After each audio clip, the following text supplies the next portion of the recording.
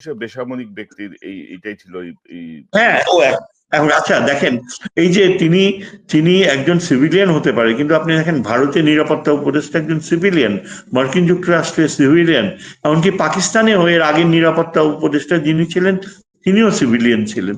একজন সিভিলিয়ান নিরাপত্তা উপদেষ্টা হিসেবে থাকবে, এটাই তো স্বাভাবিক, এটাই কাম্য, সভ্য জগতে এটাই হয়ে থাকে। আজকে বাংলাদেশে যদি সামরিক বাহিনী এটা মেনে নিতে না পারে, তাহলে বলতে হবে যে এখানে তাদের একটা ইনফেরিয়রিটি কমপ্লেক্স, এবং সামরিক বাহিনীর কোন অফিসারের এই যোগ্যতা রয়েছে নিরাপত্তা উপদেষ্টা হতে পারবে? খলিলের নখের কাছাকাছি কি কেউ আসতে পারবে? সামরিক বাহিনী প্রধান তো তার পুত্র তুল্য ডক্টর খলিলের।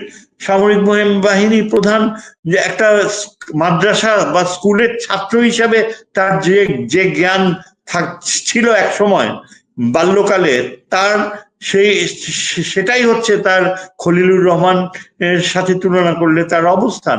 তিনি কি সেটা জানেন না? তিনি কি বোঝেন না যে কতখানি কঠিন বাংলাদেশের অস্তিত্বজনিত কূটনীতি?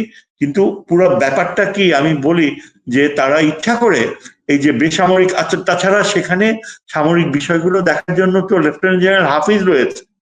খলিলুর রহমানের তো সময় নাই সামরিক বাহিনী বিষয়ে দেখাশোনা করার, তিনি তো সেখানে কখনো মাথা ঘামায় নাই। স্যার এখানে একটা আবেগের কথা বলি। আমাকে এক সেনা কর্মকর্তা বলছিলেন যে আপনি দেখছেন ডক্টর খলিলকে নিরাপত্তা উপদেষ্টার দায়িত্ব দিচ্ছে, একজন বেসামরিক লোককে এখন সেলিউট করতে হবে। তাই বললাম ডক্টর খলিল তো একজন যোগ্য লোক, তাকে সেলিউট করলে কি সমস্যা ভাই? তোমরা তো চুপ্পুতে সেলিউট করো না। চুপ্পুতে একটা চোর, প্রতিষ্ঠিত চোর, এসালামের সহযোগী, এটা তো প্রতিষ্ঠিত। এটা খুবই চিন্তার বিষয় যে দেখেন এদের মানসিকতা কোন স্তরে নেমেছে, কিভাবে, কি উদ্ভট চিন্তা।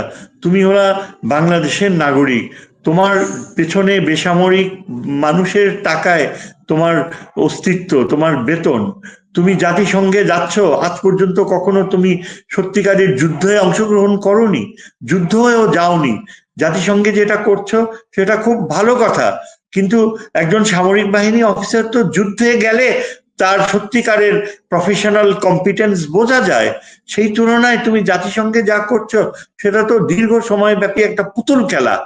পুতুল খেলা করে তুমি মনে করো যে তুমি সামরিক যুদ্ধে যে তোমার উৎকর্ষতা প্রমাণ করার কোনো প্রয়োজন নেই, এটা হতে পারে? আর বেসামরিক ব্যক্তিকে তুমি সেলিউট করবে না?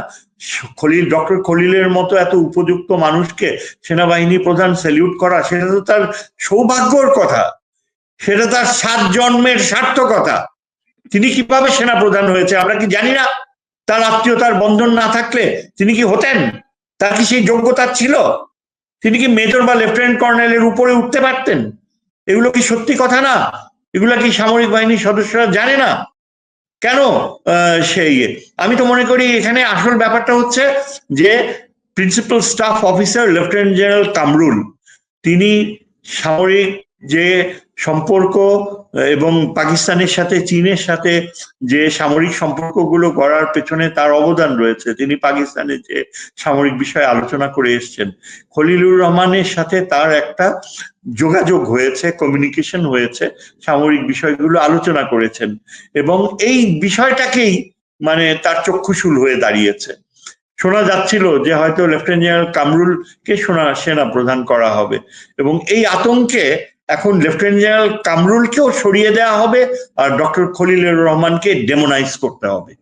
এই যদি হয় বাস্তবতা, এমন যদি হয় যে আপনি একজন যোগ্য সিভিলিয়ানকে সেলিউট করতে আপনি কুণ্ঠাবোধ করেন, তাহলে আপনার প্রফেশনের প্রতি আপনি নিজেই তো আপনার শ্রদ্ধাবোধ হারাচ্ছেন। আপনি কি জানেন না উন্নত বিশ্ব, এমনকি এই যে পার্শ্ববর্তী ভারতে একটা সেক্রেটারি, একটা ডিফেন্সের ডেপুটি সেক্রেটারিকেও সেনাবাহিনী প্রধান সেলিউট করে, বাইরে ওয়েটিং রুমে ওয়েট করে তাকে দেখা করার জন্য? আপনি কি জানেন না যে মার্কিন যুক্তরাষ্ট্রে অ্যাসিস্ট্যান্ট সেক্রেটারি অফ ডিফেন্সকেও সেনাবাহিনী প্রধান সেলিউট করে? এগুলো কি আধুনিক বিশ্বের কার্যক্রম আপনি জানেন না? আপনাদের শেখাতে হবে। কোথায় গিয়েছে আপনাদের লার্নিং? এগুলো সব ঘটেছে এই 16 বছরের এই যে হাসিনার প্রতি যে আনুগত্য, এবং হাসিনা যে কিভাবে ধ্বংস করেছে। আজকে ডক্টর খলিল যেখানে তাকে অত্যন্ত সম্মানের সাথে সামরিক বাহিনীর এই দরবারে তাকে নিয়ে যাওয়া উচিত ছিল, তিনি বক্তৃতা দিতে পারতেন, তিনি তাদের বুঝিয়ে বলতে পারতেন। সেটা কিচ্ছুই করা হয়নি। সেটা না করে বরং এই যে তার স্ট্যাটাস, তিনি একজন সিভিলিয়ান, এই প্রশ্ন ওঠে। এই প্রশ্ন কিভাবে ওঠে, কেন ওঠে? তাহলে তো আমাদের কোনো দরকার নাই এখানে যদি সিভিলিয়ান। হ্যাঁ বলেন। এবং স্যার গত কয়েকদিনের যে মুভ, এই মুভে আমার স্যার যে একজনের সঙ্গে কথা হচ্ছিল এখানকার বিভিন্ন বিষয়ের সঙ্গে সংযুক্ত, তারা বলছিলেন যে সেনাবাহিনী প্রধানের বর্তমান যে মুভ বা রোহিঙ্গা ইস্যু, করিডোর ইস্যু বা অন্যান্য ইস্যু নিয়ে তার যে বক্তব্য, পাশাপাশি জাতিসংঘের তদন্তে তিনি অসহযোগিতা করেছেন, আবার এখন দোষ চাপাচ্ছেন সরকারের উপরে, এগুলো কিন্তু আমাদের শান্তিরক্ষী মিশনের উপরেও কিন্তু প্রভাব ফেলবে কিন্তু স্যার, যদি বেশি বাড়াবাড়ি হয়, যদি এমন যদি মনে হয়। আপনার কি মনে হয় স্যার? অ্যাবসলিউটলি, আপনি বুঝতেই পারবেন না। জাতিসংঘ এবং আন্তর্জাতিক বিশ্ব, এমনকি স্বয়ং মার্কিন যুক্তরাষ্ট্র, তারা কিন্তু এসব অবজার্ভ করে। তারা they will give you the rope, যথেষ্ট আপনাকে রোপ দিবে so that you can hang yourself. কাজেই এইসব কার্যকলাপ, এই যে জাতিসংঘের যে উদ্যোগকে এইভাবে ইয়ে করা, প্রত্যাখ্যান করার মানসিকতা, এই যে আপনার এত ধ্বংস, এত গোলাগুলি, যে ওয়ার ক্রাইমস কমিটেড হয়েছে, এবং সেনাবাহিনীর যেসব জেনারেলসরা এইসব খুনের সাথে সরাসরি যুক্ত ছিল।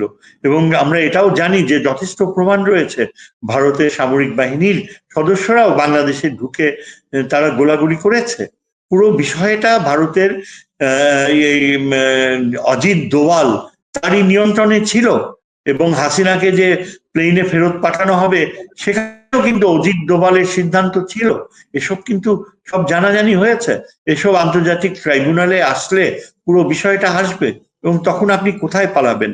কাজে এইখানে এই যে আপনার সংশ্লিষ্টতা, এটা বাংলাদেশের সেনাবাহিনীর জন্য অত্যন্ত ক্ষতিকর, এবং এগুলো পূর্ণ বিচার হওয়া উচিত।